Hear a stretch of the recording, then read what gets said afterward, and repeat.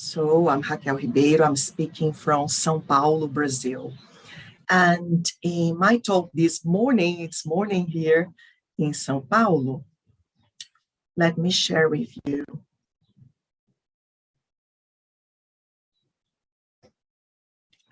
the focus of my talk. So I'll be sharing with you my experience using artificial intelligence in the English language teaching classroom with teenagers and adult learners. Most of my research was done during the before coronavirus context of remote teaching, and I presented the first studies in 2019 and wrote about it in 2020. But since then, things have evolved because, AI is a moving target. It's always changing and evolving. But I also used the techniques during the remote teaching. So there are lots of things that I'll be sharing with you from the perspective of the teacher who's there dealing directly with students. And the first thing that I shared in the abstract to this presentation is that we are usually, as teachers, as a community, when we say artificial intelligence, it's like, okay, what is that about? Is it going to be another extra burden to my demanding teaching routine? And those challenges come along with all the questions. How does the school where I work see the use of technology? What about accessibility to my learners? So there are many other questions and there are many layers when we are dealing with artificial intelligence in the context of education. The first and general concept is this, right? So there are the possibilities of perception, speech recognition, decision making, and also this translation between languages. And then, of course, there's machine learning, there's narrow AI. And the point here, in my perspective, we don't have to be using exactly the most modern and recent finding. But it's important to apply what we have got. And with this in mind, I also read Bernard Marr's writings on the use of artificial intelligence. And one of the things he mentioned, and that I totally agree by experience, is that these definitions of what exactly artificial intelligence stands for, shifts and evolves. Well, when we think of artificial intelligence for the language learning, so the most popular possibilities on the mobile phones, because our students have it, and even if it's not like 100% of our group of learners, some of them will. And this is because we are in this age of experiences, and I think this somehow links to one of the previous questions in the chart. So what is the gain? Replacing one activity for another one using this resource. This idea of experiencing is really strong. So when I was a learner of English a long time ago, when I was starting studying English, so all we had was a book. And then when you look at a photo, okay, it illustrates and you can certainly imagine things, but it's a whole new experience if there are other possibilities of interaction. Something else to consider, which is totally my experience, is to make use of this to enable our learners, our students, to experience this guided and meaningful listening and pronunciation practice. Guided because, of course, it's a foreign language, in most cases completely different from our mother tongue. So we do need a path to follow.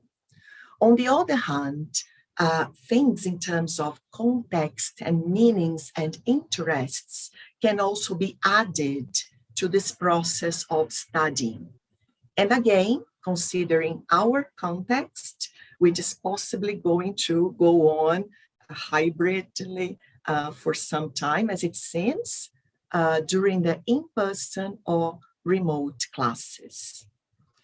I'm going to go on and start here by showing a very short part of a video explaining Google Assistant from the perspective of speech recognition and voice command.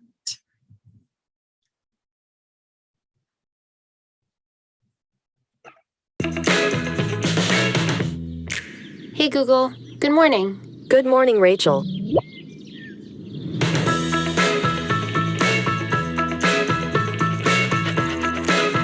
Hey Google, where is the first appointment? How do I get there? You can see the full directions. Okay, was it possible for you to listen to the video as well? Yes, coming through loud and clear, yeah. Thank you. So here there's a command, and then the artificial intelligence of Google Assistant replies accordingly. And in order to do so, the system needs to understand your pronunciation. What happens when we first propose a task, because that's what Professor Price mentioned earlier, the teacher will come up with the communicative possibilities to enhance the use of the app. So the very first thing when I give trainings, the step-by-step training, is go to the settings of your phone, to the general management, and add English. I keep 2 languages here as default, but the majority of people don't. So this is something to be careful. So this is the very thing that we do. It works for both Android and also the iPhone, Apple systems.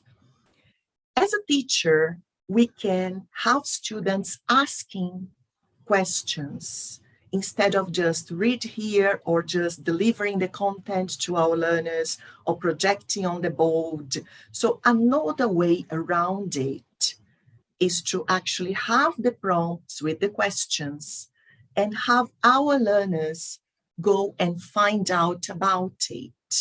So I suggest here questions which start, if you think of an elementary learner, which is or what's the meaning of,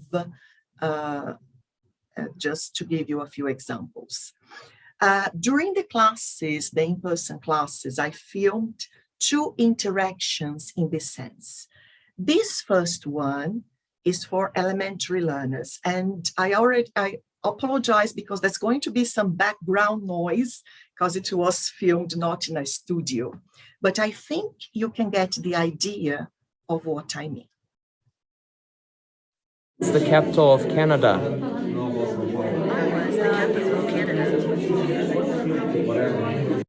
So he asked here, what's the capital of Canada? And the system answered, the capital of Canada is Ottawa. And what is interesting here is that if you think of elementary learners, and teachers probably understand that, this more elaborate answer is important. And you could go on and on, like asking the time in other locations when students learning the time, or capital cities, or many other possibilities, authors. When you think of more upper level advanced learners, instead of going straight to the point questions can be a bit more elaborate, and you can work with that through listening or even a dictation, or, well, there are so many possibilities. What is illustrated in this second video. It's the capital of Canada.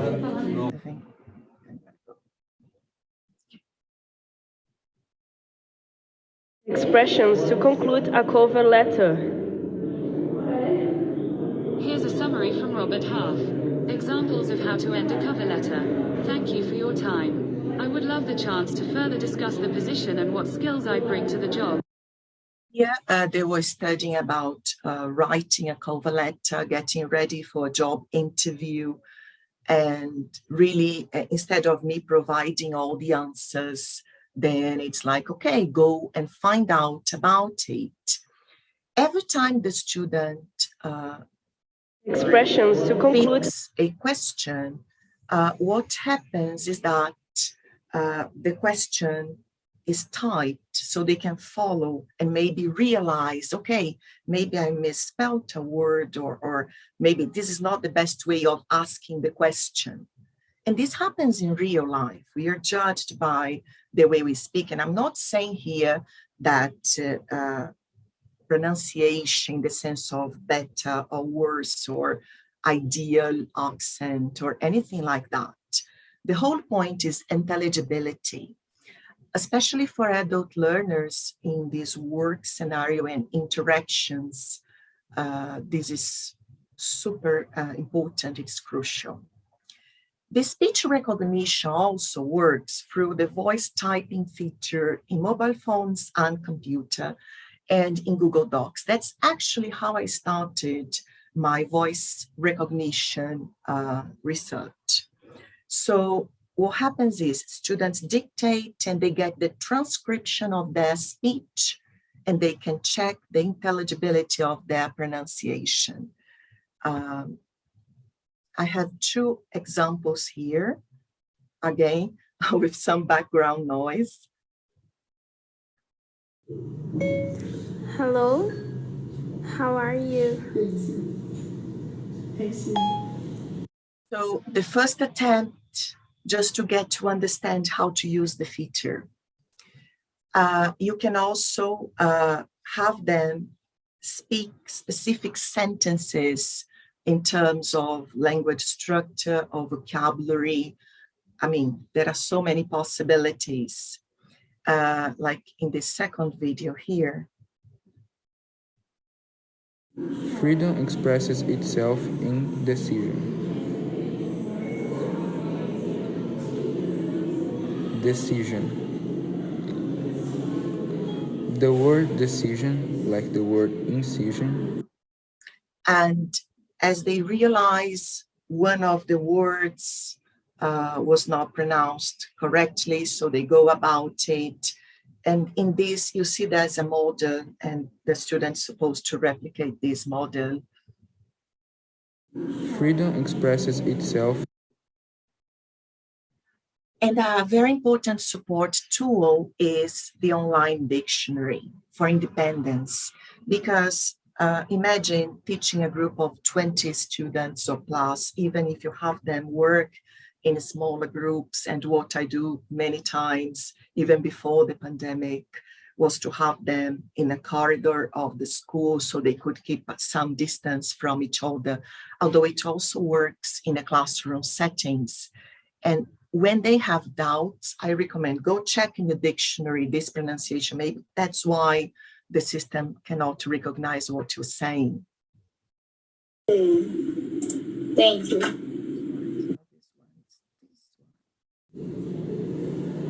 Colleague. They double check the pronunciation. Another tool that we English teachers usually hardly ever recommend is using Google Translator, because there are lots of things in terms of getting to understand the proper context that is still missed by the system. What I have been using Google Translator for is the following. In order to practice the pronunciation of some sentences, texts. So they break the texts into parts. And instead of choosing translate to our mother tongue, I teach them to have both in English. So the focus will be on how that is pronounced. Oops. Thank you. In 2010, she won 4 Grammy Awards for her album Fearless. Taylor made her 3rd album in 2010 and her 4th album in 2012. This was monitoring a breakout room, and they were using the breakout room to get to pronounce and read and exercise the pronunciation and questions about it. There's a lot more to say, and the step-by-step in a workshop, this is a possibility. But I would like to conclude with this, that it's so important to consider how technology in general, such as AI, can be utilized to support education and lifelong learning by promoting the development of adaptive learning environments with tools that are flexible, inclusive, personalized, and engaging. Professor Price mentioned that the tool, the Google Lens, can be inclusive for visually impaired students. There are other tools that most recently released called Look to Speak for people who are not able to speak. So it responds to your eye movement. It's amazing. I highly recommend you check. These activities engage teachers. What we do, we come across communicative activities so that there is a combination of technology, speaking, and learning. And the last thing I would like to say, no English class is completely AI-based. It's not completely mobile phone based, but those are key moments that can happen and can be used in both in-person and in online remote teaching. Here's my Informed Teachers blog. This is my Instagram account where I keep a register of the things that I have been doing with my students during the classes, so you can take a look. I'm also gonna share with you a link to some support. I'm gonna share that in the chat. Okay.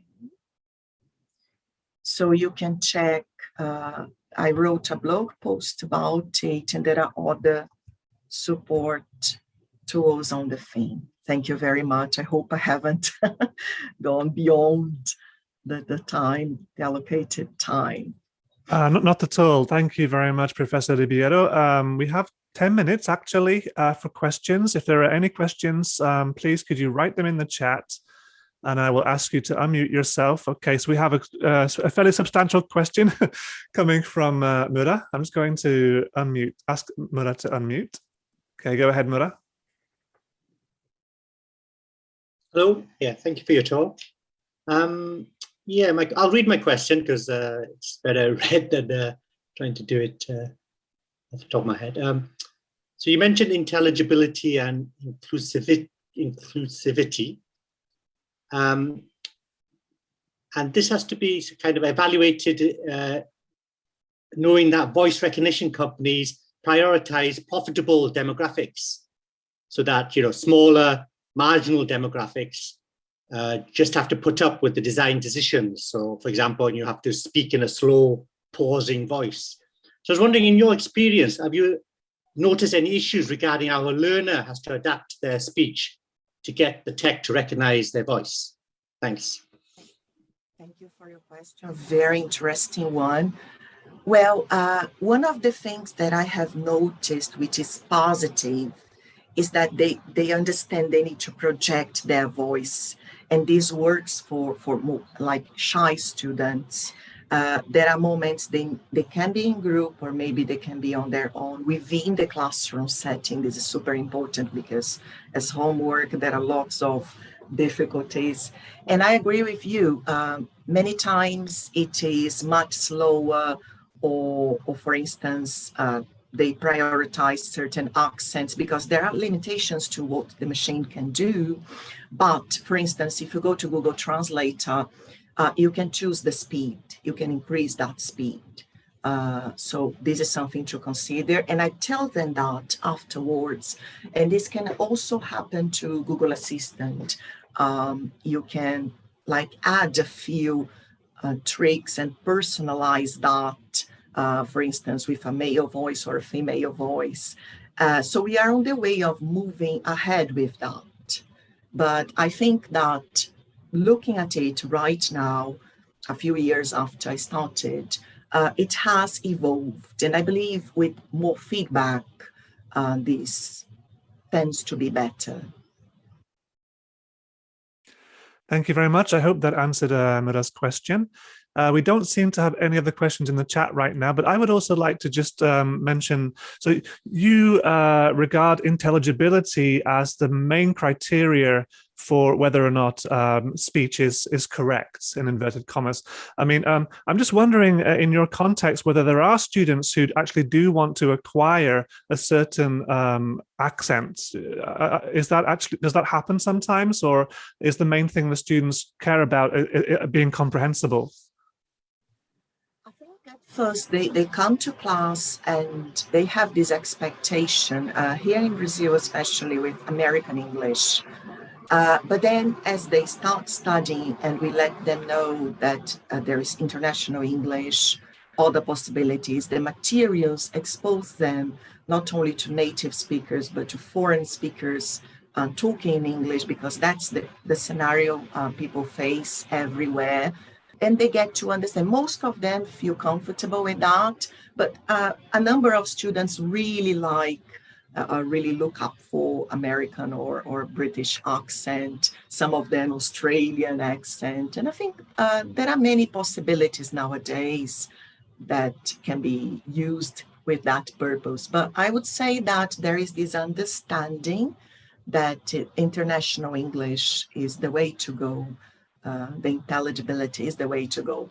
It happens a lot when using the dictionary, because when you open any online dictionary, they give the standard most famous pronunciation, which is American British. So that's where I see they choose, okay, I want the British pronunciation or the American. Sometimes it makes sense, sometimes there's no difference at all.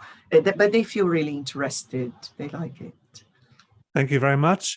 I'm not sure this is a question or a comment, but Hui has written something in the chat. Let me ask him to unmute.